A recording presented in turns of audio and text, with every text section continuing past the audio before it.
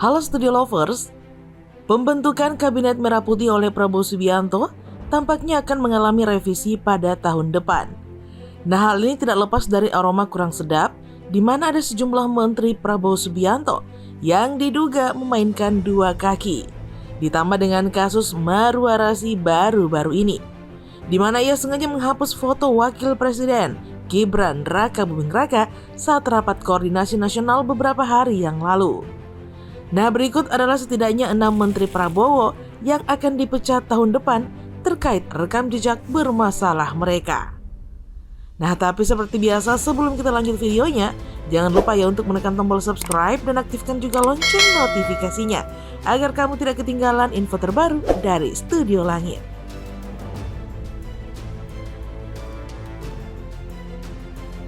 Natalius Pigai. Sebelum menjadi Menteri Hak Asasi Manusia, Natalius Pigai sudah dikenal publik sebagai seorang aktivis. Namun, kini namanya masuk dalam daftar menteri yang akan direshuffle oleh Presiden Prabowo Subianto. Banyak orang yang setuju dengan hal ini, karena ia dipandang sebagai orang yang hanya pandai dalam teori, namun kesulitan dalam memahami dan menafsirkan isu-isu hak asasi manusia. Nah, di Indonesia sendiri nih Studio Lovers, Natalius Pigai juga dikenal sebagai menteri yang materialistis. Baru-baru ini, saat ia menjabat Menteri Hak Asasi Manusia dalam rapat kerja bersama Komisi 9 DPR RI, Natalius Pigai meminta anggaran Kementerian HAM naik dari 60 miliar rupiah menjadi 20 triliun rupiah. Ia ingin merealisasikan program perawatan hak asasi manusia di setiap desa di seluruh Indonesia. Nah, untuk mewujudkan programnya ini, ia mengusulkan dana sebesar 100 juta rupiah per desa. Pigai juga mengungkapkan bahwa Kementerian HAM sebagai kementerian baru membutuhkan 2.544 pegawai untuk melengkapi strukturnya. Padahal saat ini hanya memiliki 188 pegawai.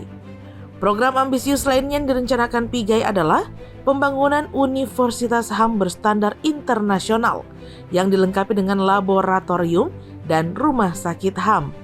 Karena memerlukan anggaran yang sangatlah besar, program-program Pigai melalui Kementerian HAM dianggap tidak masuk akal oleh banyak pihak dengan jumlah nominal yang ia inginkan. Oleh karena itu, tidak mengherankan jika posisi Natalius Pigai sebagai Menteri HAM diperkirakan akan segera hilang dari Kabinet Merah Putih. Anggito Abimanyu. Studio Lovers, Anggito Abimanyu adalah sosok yang dikenal sebagai ekonom senior. Ia juga diangkat oleh Presiden Prabowo Subianto sebagai Wakil Menteri Keuangan di Kabinet Merah Putih. Namun belakangan ini, Anggito Abimanyu juga diprediksi akan masuk dalam daftar orang yang akan direshuffle oleh Presiden Prabowo tahun depan. Hal ini tidak terlepas dari skandal masa lalunya yang baru-baru ini terungkap oleh Pak Prabowo. Nah, ternyata Anggito Abimanyu terlibat dalam kasus plagiarisme artikel opini yang ia tulis dan terbitkan di Harian Kompas pada 10 Februari 2014. Dari kejadian ini, ia mengakui kesalahannya dan menyatakan mundur sebagai dosen Fakultas Ekonomi dan Bisnis Universitas Gadjah Mada pada 17 Februari 2014. Kasus ini disebut-sebut sebagai tindakan mencuri hasil pemikiran asli orang lain.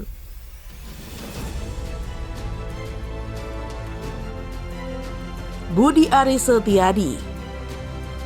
Budi Aris Setiadi terus disebut-sebut sebagai pihak yang paling bertanggung jawab atas kasus judi online di Kementerian Komunikasi dan Informatika, di mana ia pernah menjabat sebagai menteri. Nah, sekarang, seperti yang kita tahu, Presiden Prabowo Subianto mempercayakan Budi Aris Setiadi sebagai Menteri Koperasi Indonesia. Saat ini Kementerian Komunikasi dan Informatika telah berganti nama menjadi Kementerian Komunikasi dan Digital. Budi Aris Setiadi dianggap terlibat dalam kasus judi online. Direktur Direktorat Investigasi Umum Polda Metro Jaya menyatakan bahwa mereka sedang menyelidiki dugaan keterlibatan mantan Menteri Komunikasi dan Informatika, Budi Aris Setiadi, sebagai pelaksana langsung dari tokoh bernama Adi Kismanto yang diangkat sebagai staf ahli di Kementerian Komunikasi dan Informatika. Nah, sampai sekarang Polda Metro Jaya telah menetapkan 28 tersangka. 10 diantaranya adalah pegawai Komisi Publik. Banyak yang mempertanyakan keterlibatan Budi Ari yang sebelumnya dianggap dapat memberantas perjudian online, namun malah belakangan berbalik arah dari tugasnya. Marwa Rarid. Sosok yang akrab disapa Ara ini adalah salah satu anak dari Sabam Sirait, tokoh pendiri partai PDIP. Ara juga kabarnya masuk dalam daftar orang yang akan diresafel oleh Prabowo Subianto karena mantan politisi PDIP ini sering membuat pernyataan yang memicu konflik antara presiden dan wakil presiden. Hal ini terlihat ketika presiden menilai Ara secara terbuka menghapus foto Gibran Rakabuming Raka sebagai wakil presiden dalam presentasinya mengenai program 3 juta rumah pada rapat koordinasi nasional implementasi pemerintahan daerah pada 2018. Dari kejadian ini, banyak yang berspekulasi bahwa Ara dianggap sebagai mata-mata PDIP di Kabinet Merah Putih Prabowo Subianto. Nah, alasan lainnya di Studi Lovers yang sangat meyakinkan adalah karena Ara adalah anak dari pendiri PDIP, sehingga keputusan untuk keluar dari partai tersebut dianggap sebagai cara untuk menutupi tujuannya memasuki pemerintahan Prabowo. Selain itu, Ara juga bergabung dengan Partai Gerindra untuk memperkuat penyamarannya. Pada 2025, Ara Sirait diperkirakan akan masuk dalam daftar menteri yang akan diresafel sebagai Menteri Perumahan Rakyat dan Permukiman, yang juga bisa berakibat fatal jika memang benar dia memainkan peran di belakang Pak Prabowo Subianto. Airlangga Hartarto. Ada sosok Airlangga Hartarto di Kabinet Merah Putih. Ia dipercaya oleh Presiden Prabowo Subianto untuk menjabat sebagai Menteri Koordinator Bidang Perekonomian pada pemilu Presiden 2024.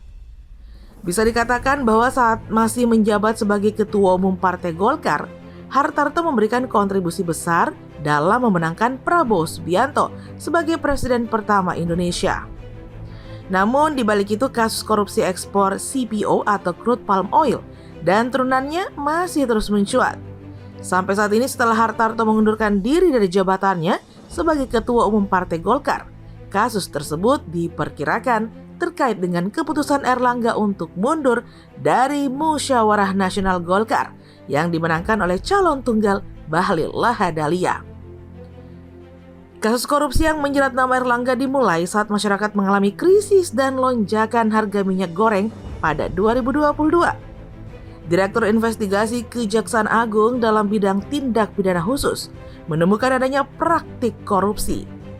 Nah, kasus ini diperkirakan merugikan negara hingga 6,47 triliun rupiah. Pak Prabowo sendiri telah mengingatkan para menterinya untuk tidak melakukan korupsi jika tidak ingin menerima resiko dari perilaku mereka.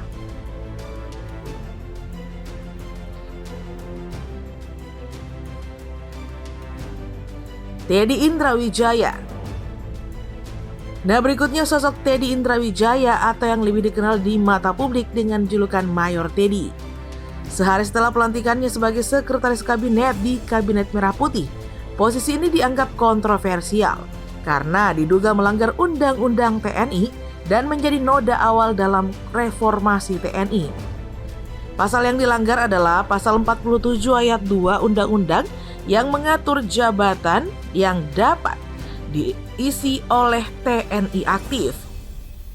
Hanya ada 10 lembaga atau institusi di mana menurut peraturan tersebut Mayor Teddy seharusnya menduduki salah satu jabatan di kantor yang membidangi koordinasi politik dan keamanan, seperti Sekretaris Militer Presiden, Badan Intelijen Negara, Badan Nasional Penanggulangan Terorisme, atau Mahkamah Agung.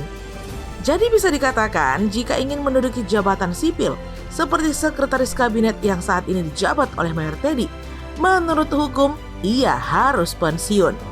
atau sebagai pembantu Prabowo saat menjabat Menteri Pertahanan. Posisi Teddy seharusnya digantikan jika masih ingin menjadi seorang prajurit. Dan Stri Lovers, sekian dulu ya informasi kita kali ini. Jangan lupa untuk selalu mendukung kami dengan cara menekan tombol subscribe, like, comment, dan share video ini. Sampai jumpa lagi di video berikutnya. Bye-bye.